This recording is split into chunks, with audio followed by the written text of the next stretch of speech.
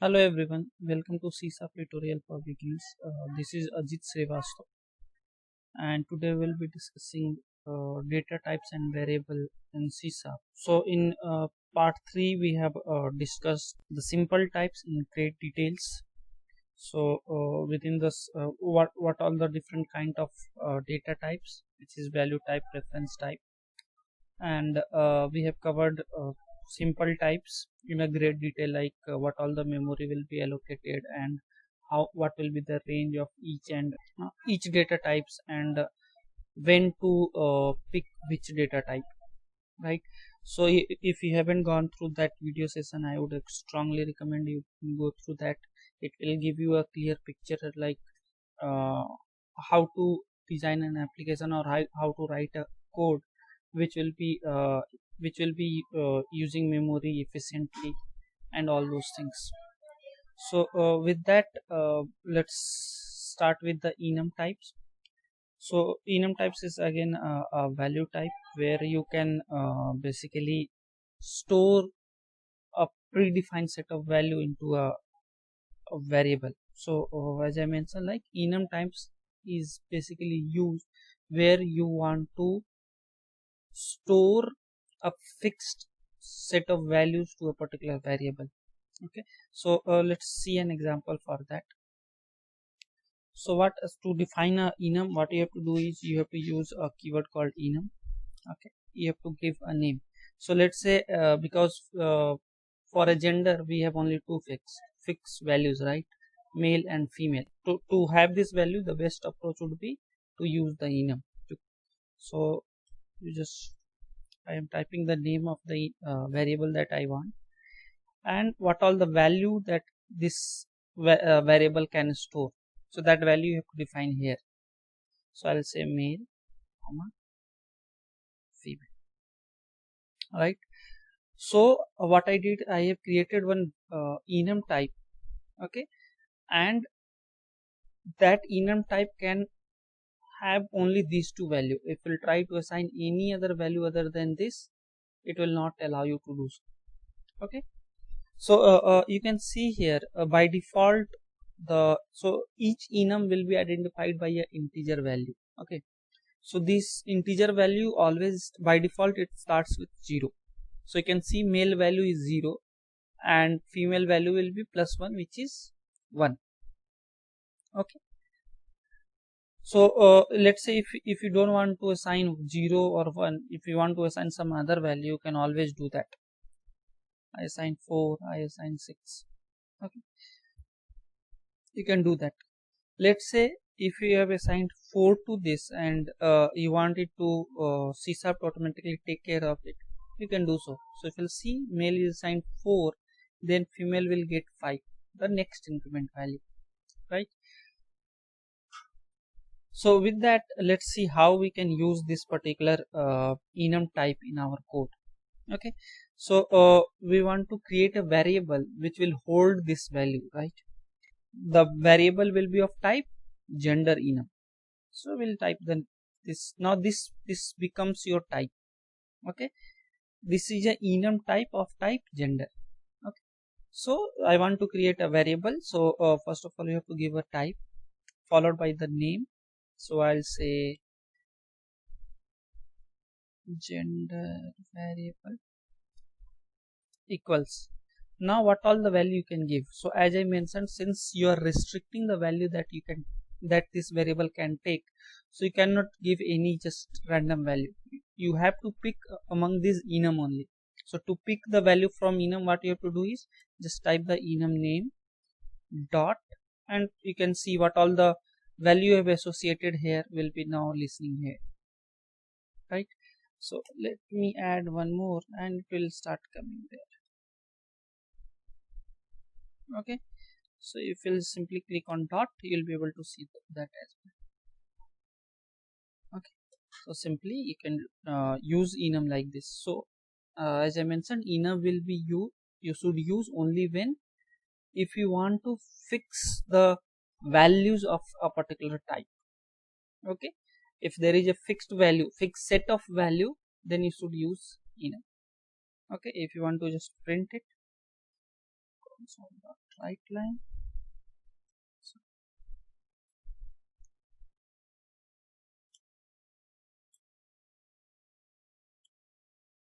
Agenda, right?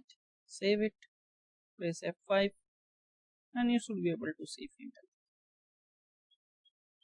You can see female. Okay.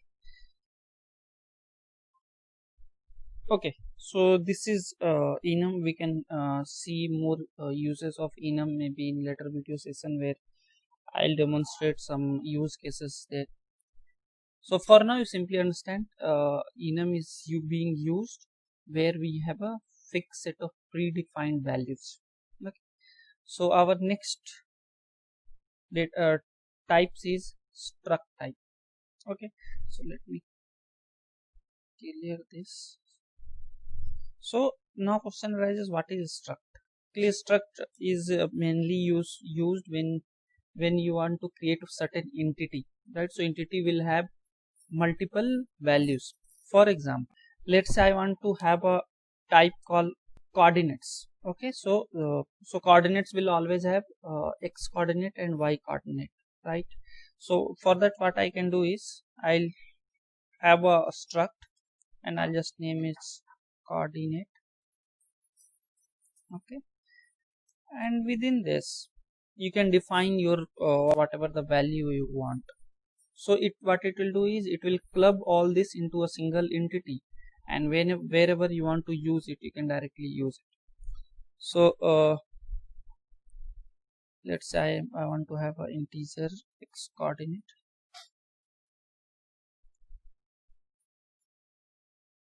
Integer y.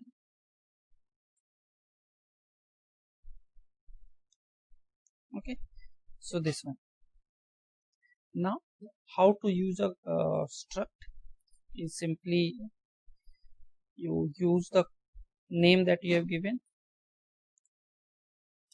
Okay, so let's say the name is coordinate. I'm just giving equals new coordinate. Don't worry about this new keyword and all. We'll discuss these things in a great details in later video sessions. For now, just understand that struct is used to club multiple variables. Okay, to make a meaningful entity, and we can directly use those in our codings. So now if you say chord dot, so as in when you type dot, you should see x coordinate, but it's not available here. Why? Because by default all the variables within the struct will be private. So there is one concept called access specifier. We'll discuss that access specifier in a great details in next or in further video sessions. For now, you simply understand that public, if you'll associate this public keyword, it tells compiler that this variable should be accessible outside this struct. So for now, you simply understand this. We'll discuss this in great details in other video sessions. So x coordinate, let's say I'm assigning 10 coordinate dot y coordinate 20. Okay, so if you want to print it, just type console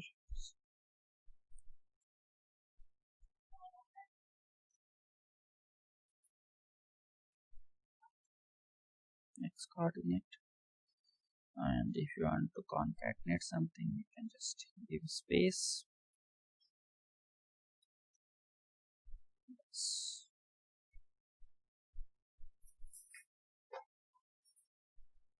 Okay, so to concatenate the string, you can see we can use this.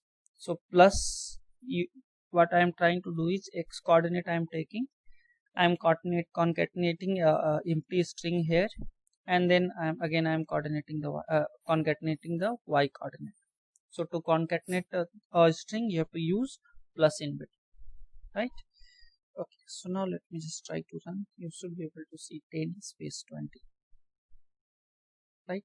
So this is the simple example of using the struct type We can have a use case in a later video sessions, but for now you simply understand a struct is used to club multiple related values into a single entity. Okay. Okay, so our next type is nullable values. Okay, so let me just delete these. Okay, so what is nullable value? So what all the simple types that I have explained, right? So as I mentioned, like this simple type will have a predefined value, a fixed set of value, like integer will have integers, character will have characters, floating point will have a floating numbers, boolean will have true false. What if you don't want to assign any value to it, right? For that, what you can do is you can use nullable type. To declare any nullable type, what you have to do, let's say int, one integer variable I am declaring, right? Int var equals 10 or something, right? So I am declaring an integer variable and I am assigning a value 10 to it. But I want it to be, I want to declare a value variable which could be null. Null means nothing is stored in that. So to that, to have that, you have to use nullable data types. So to have any variable as a nullable, you can simply use question mark. Okay, so this makes this variable as a nullable integer type. So this variable can store data, positive or negative values, integer values, as well as it will also store null. Okay, so let me take just one integer value, 1 second, int value. Okay, I am taking this. So if you'll see int value, I can store 10. So it will not give you any error. But if you'll try to store a null in int value, it will simply flag an error, right? Cannot convert null to int. But if you try to store this null in this variable, it is fine because this is a nullable operator. Okay, now if null is stored in a variable, then how you can check whether it is actually null or if something else? For that, what you can do is you can use simple if conditions. So I'll talk about if, else and all those things in other video sessions, but for now I'm using a simple if. So what I'll do is, there are multiple way you can check whether it's null, its value is null or not.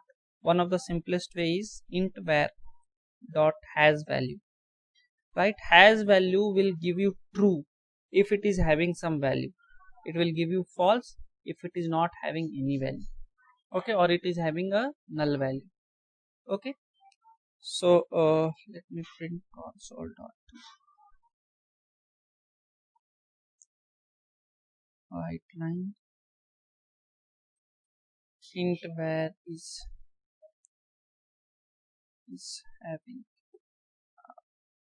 value, right?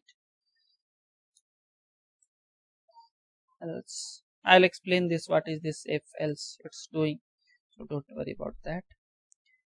Is not having a value. Okay, so let me do this first. So what I am doing is I am simply declaring a variable. I am not assigning anything. So as and when if you will not assign anything, you will get an error saying that use of unassigned local variable. So whenever you are declaring a variable, you have to assign some value to it before using it. Okay, otherwise you will get an error that it's not assigned. Okay, so I have assigned a null, right? And let me explain what this if and else does. So if it checks whether this, whatever the condition we have given inside, whether it becomes true or false. Okay, if it is true, it will execute this line. If it is false, it will execute this line. Okay, if you want to execute multiple statement within the if statement, what you have to do is you have to give them in a curly braces. So whatever the line you give here,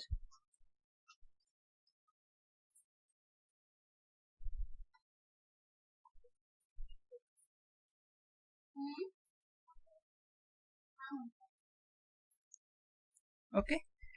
Similarly for else also you can do the same. It's always a good practice to give these curly braces, okay. So with that, let me just save it and try to run this.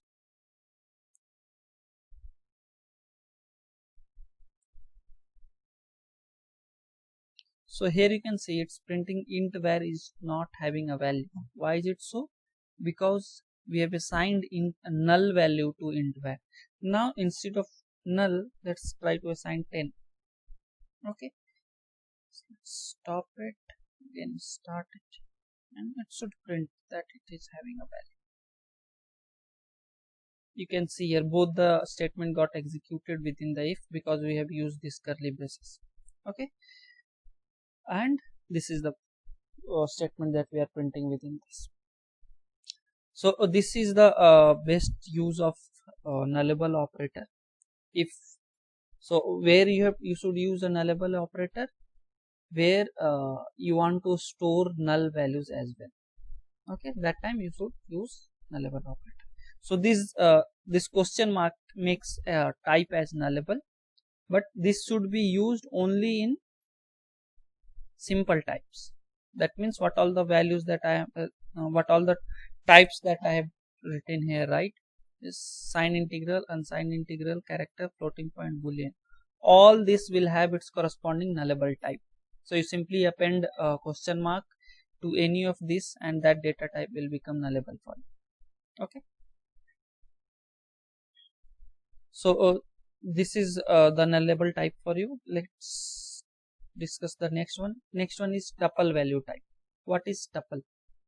Okay, so tuple will basically enables you to have a variable which will have more than one data type. Data types will be restricted to the simple types. Okay, so let me just give an example. So let's say I want to have a variable which will have two integer value. How I can do that? So for that you have to have a tuple. Okay, and how to define that tuple is this. So let's say I want to have two integer, right? I'll simply say int comma int, right? You have to give a name tuple with two integer. Okay, and how to assign this value to a value to this? Simple, use the same format, this 10 comma 20. So this creates a tuple variable, okay, and it will assign these two value to this variable. Now the question arises how you can access these values.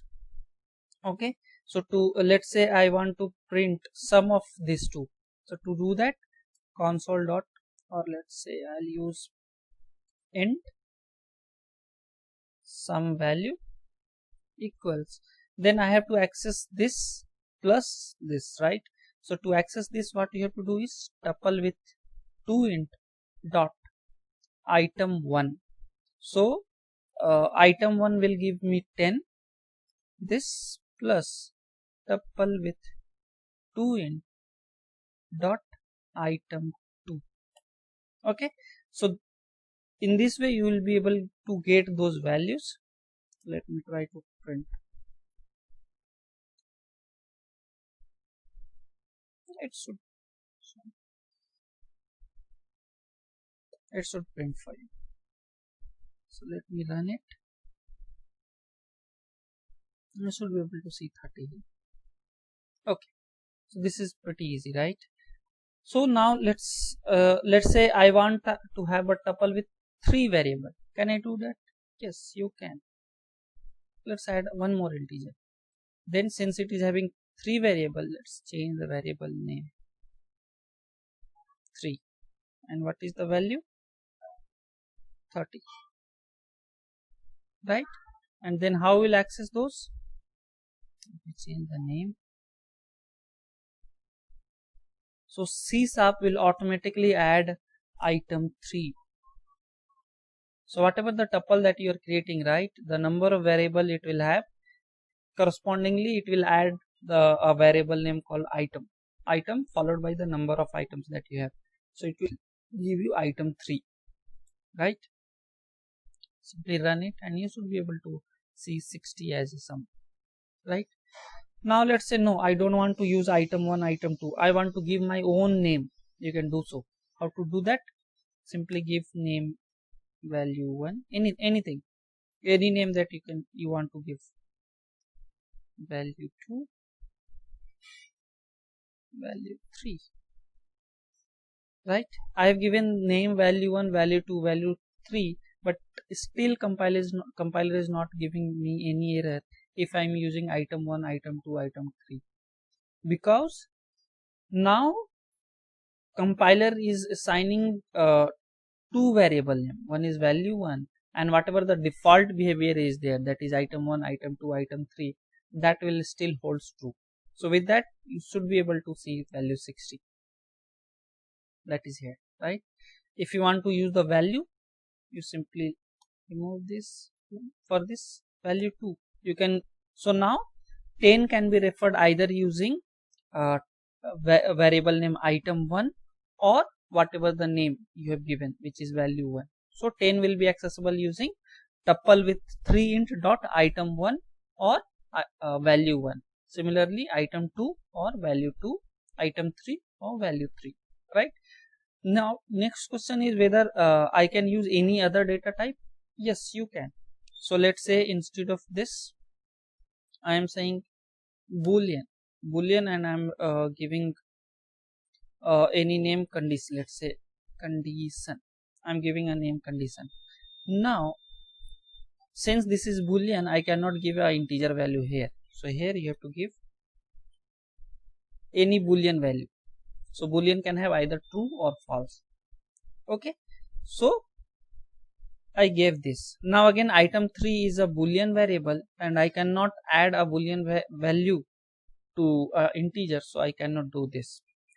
So to utilize this, what I'll do is I'll write a code.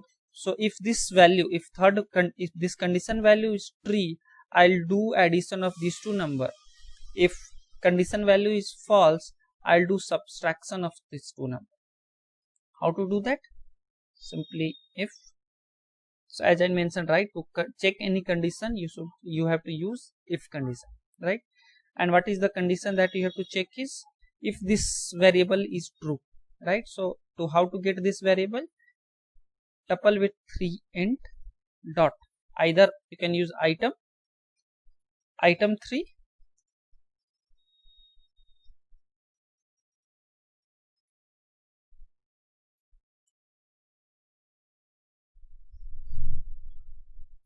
okay. So if this item 3 is true, so you can use item 3 or condition. So since you have given variable name here, it's always good to use this variable. Okay, so if this condition value is true, I want to do addition, right? So I want to print this.